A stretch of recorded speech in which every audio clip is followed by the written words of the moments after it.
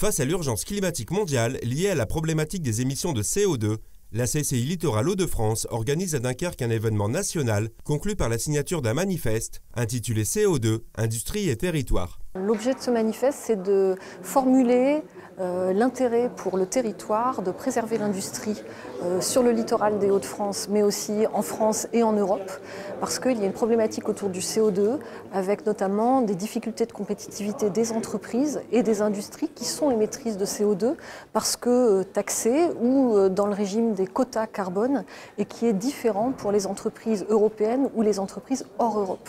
Et face à cela, des industries du littoral et de la région se sont réunies à la CCI, préfigurant un modèle européen vertueux.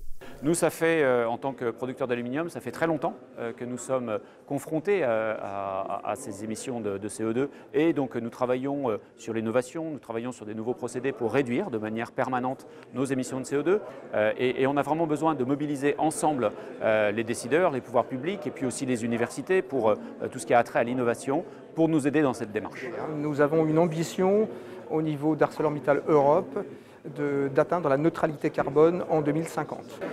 Premièrement, nous recyclons fortement l'acier, c'est-à-dire la ferraille, que nous récupérons dans les déchetteries ou sur les vieilles voitures. Nous faisons aussi des laitiers en plus de l'acier et ces coproduits, ce laitier est utilisé pour faire du ciment. Et ce ciment a comme propriété d'être beaucoup plus respectueux d'environnement puisqu'il émet 30 fois moins de CO2 que le ciment classique.